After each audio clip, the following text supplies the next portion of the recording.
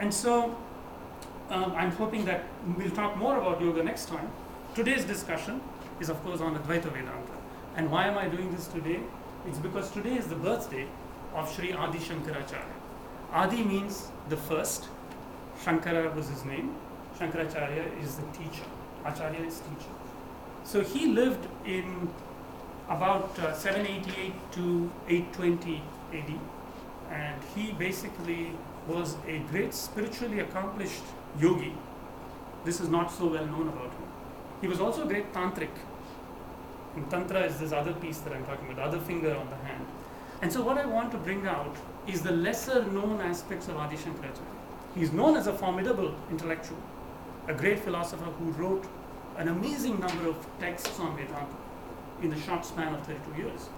But the point I'm trying to say is he would not have written those texts, and we find many leading clues that he was also a great yogi and a great tantric.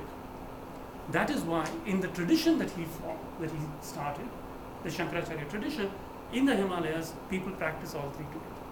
They do not practice one to the exclusion of the other. That's one of the points I want to make. So I'll start off with this little slideshow that I've prepared, and we'll see if I can place yoga, Vedanta, and Tantra in context. So many of you have heard of Hatha Yoga. Now, sometimes we hear Hatha Yoga is yoga of force, but actually it is the yoga of the sun and the moon. Ha means moon, Ta means sun. So Hatha Yoga is the yoga of the sun and the moon.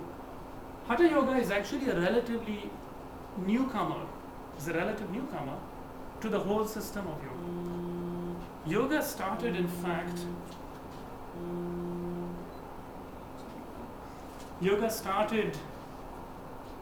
a very long time ago. The great sages who wrote the Vedas were yogis. But Hatha Yoga was a text that somebody called Swatmarama, a yogi called Swatmarama. Swatmarama means he who delights in his own self. Swa Atma Rama, he delights in his own self. So he wrote this text in the 15th century. And Hatha Yoga has 4 padas or quarters. Hatha Yoga Pradipika, he wrote a text called Hatha Yoga Pradipika. Pradipika means that which shines light on Hatha Yoga. And those 4 parts are asana, pranayama, mudra, samadhi. I'll explain those to you in sequence very briefly. But the main thing that Swatmarama said in his first 3 verses of the Pradipika, he first salutes Shiva, his guru, and then he says that I give you Hatha Yoga for only one purpose. And that purpose is to ascend the stairway to Raja Yoga. So again, remember the thing of knowing the purpose. You want to do something so that you know where it's going to lead to.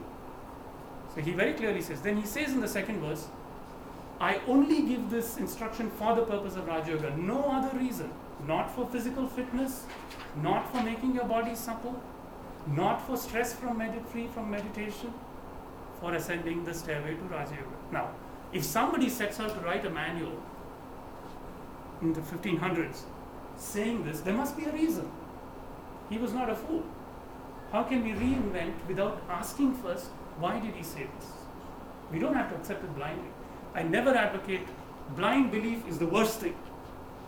But have faith that you can find the truth. You have the apparatus to find the truth. And seek. And you will find. I'm very sure of this. So, he says, use Hatha Yoga to climb the stairway to Raja Yoga. Now, within Hatha Yoga, I said the first one is asana. Asana means posture. You know that. You've all been to yoga classes. So you know that asana means a pose or a posture. Physical pose. Next step is pranayama. Often pranayama is translated as breath regulation. Where? Will anyone disagree with me? Actually, there is a subtle difference. Prana does not mean breath. Prana means the first unit of life energy. Pra means the one that came foremost. Prana means the first unit of life energy. Prana, when it rides on Vayu, which is the flowing nature, Prana, Vayu is breath. But Prana can ride on other things that are not breath also. Every part of your body has Prana coursing through it. If it did not, you would be dead. That part would not be living. Okay? So what is pranayama? Pranayama basically means lengthening the life force. And the way to do it is through the breath. That they were not wrong in telling you. But the purpose is to lengthen the life force. And there is a reason we'll find out why to lengthen the life force in a bit. Then we come to mudra. I'm not going into that too much in detail. The pinnacle of Hatha Yoga is samadhi. Anyone who wants to teach you Hatha Yoga should know samadhi. What is samadhi? This is important. Samadhi is a spiritual state. You attain it when the mental fluctuations are brought to a standstill. When the mental fluctuations are brought to a standstill, the body is composed, breath is very long, something else emerges. That which is beyond body, breath, and mind emerges. So the whole purpose of sitting in asana is to attain samadhi. It is not to make your body buff and be like Los Angeles beach body culture. Because why? The body is going to die. Today you are very good at asana, great flexibility. 10 years later, very hard. It is the dharma of the body to die. You cannot change that. No yogi can be immortal in the body. So, old people feel bad. I can't go to asana classes. How sad. I say you are more fit for yoga if your mind is flexible. Is your mind flexible or is your body flexible? Why do I say that? Because Swami Rama said a very beautiful thing of the Himalayas. He said, all of the body is in the mind. Not all of the mind is in the body. This is a very, very significant statement. You should ponder on it. When we hear of phantom limbs, have you heard of people where their arms are cut off? But the arm still exists for them in the mind. Okay? All of the body is in the mind. But the mind has more than the body. So if you don't have that purpose in mind, you will not attain in yoga. And the teachers who teach you without knowing that purpose will not be able to take you very far. Plus, there are dangers, which I'll show you in a moment. So, the purpose of Hatha Yoga is Raja Yoga. So, what is the purpose of Raja Yoga? We should ask, right? Raja Yoga has 8 limbs. It's called Ashtanga Yoga. Ashta is 8, Anga is limb. The authoritative text on Raja Yoga is by Patanjali. Patanjali wrote something called the Yoga Sutra. And this was approximately the 4th century AD, although you can talk to scholars and historians about the exact date. I'm not a historian, I'm curious to know what he wrote and practice that. So, Patanjali was again not the inventor of yoga. He merely codified a system that had been existing for a long time, but he was such an expert that he was given the pride of place to write this thing called sutra. The sutra is written only by a person who's extremely accomplished, the guy who wrote the book, like we say, And sutra means a thread. It is very, very cryptic set of aphorisms, but they can be read. Okay? And their interpretive translations do exist, and I can point you to those. Swami Gyaneshwara Bharati. And Swami Gyaneshwara Bharati, for those of you, I started off by telling you, there is no limitation on ethnicity, background, birth, gender in this. Swami Gyaneshwara Bharati was born in the United States of America, in Florida. He studied in Himalayas, and he is now an ordained Swami of the Shankaracharya tradition. And he has written a very beautiful interpretive translation of the Yoga Sutras, worth reading. So you can read many grammatically correct translations by grammarians, but they don't convey the insight that a person who has experienced can give. So bear that in mind. Let's not fall in the trap of reading too exact grammatical translations, because words change in time.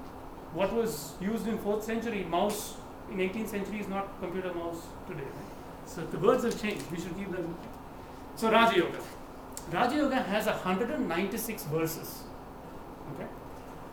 And it has all these rungs. So now, first thing when you start Raja Yoga, Yama and Niyama. Yama and Niyama should be the first steps. Yama means regulation.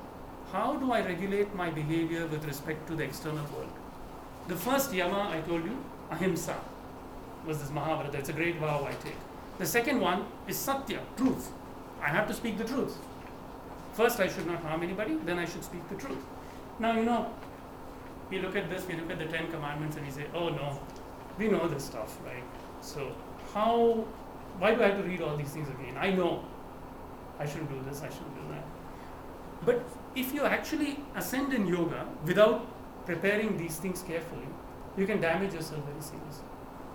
And many people have. Okay.